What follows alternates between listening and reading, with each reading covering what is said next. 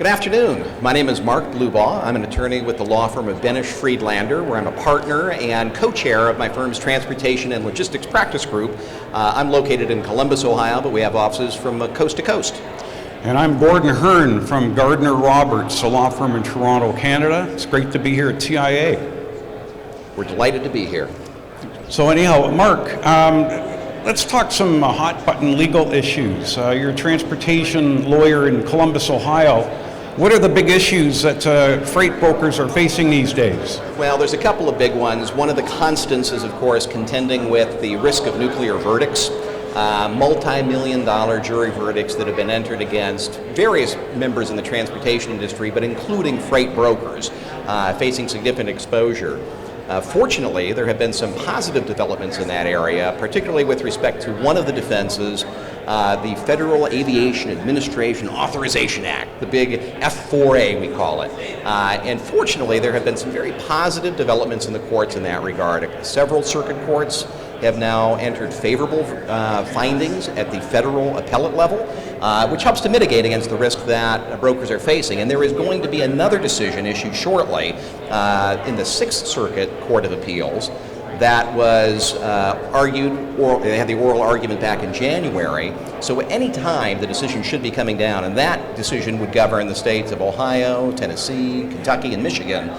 So fingers crossed that we'll have a positive development there.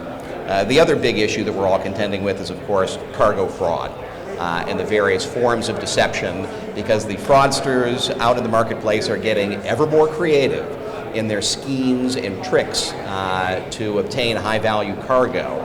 So we spend a lot of our time advising our clients about best practices in that regard, what they should be doing, the red flags to keep an eye out for. But those are two hot issues right now. But I want to turn it back to you, Gordon. You know, up north, our friends up north in Canada, what are the hot issues that you find yourself contending with? Your typical Canadian load broker or freight broker hears a lot about the nuclear verdicts that you've just alluded to. Canada's a bit of a different experience than the United States. In Canada, we don't really have nuclear verdicts. Largely that's because our tort system does not purport or hope to compensate a plaintiff for pain and suffering in terms of monetary damages. Our Supreme Court years ago in Canada simply ruled that we can't compensate properly through the award of money, and therefore we have pain and suffering damages capped. So therefore, a nuclear verdict in Canada, accounting for future medical costs and lost income, might take you into the low seven-figure range, but nothing like your famous nuclear verdicts. Must be nice. Yeah, well, so the Canadian load broker, though, has to be alive to the fact if it's carrying on cross-border business, it can't control where the accident might take place, and it might find itself named as a defendant in a U.S. court proceeding. So we're always trying to educate Canadian freight brokers to be aware of the American reality that you've described.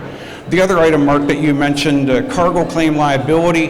When it comes to the obligation for a freight broker to take reasonable steps to vet or select a carrier, typically that comes in the realm of identity theft or rogue carriers. That's where we've seen the litigation, not so much the nuclear verdict on the damages for personal injury side.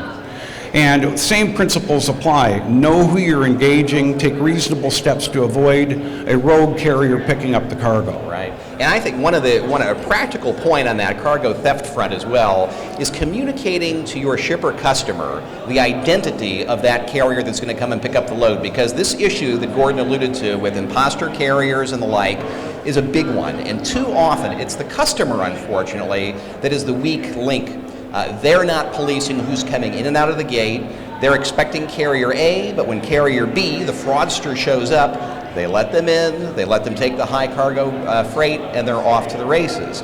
So making sure that your customer is aware of the importance of kind of having good gate control at their facility and ensuring that the carrier that you as the broker hired to go out and move this freight is in fact the carrier that shows up at the point of origin is a great way to mitigate against what could be a really high value risk. I mean, that's great advice. I mean, in this world of trailer interchanges and equipment interchange, there might be paint for company ABC on a trailer, or for that matter even a tractor, but the person in the loading dock doesn't always pay attention as to what the identity of the carrier is. Sometimes they'll take a picture or a photocopy of the driver's license, but it could be a stolen driver's license, and rarely do they even compare that to the likeness of the driver.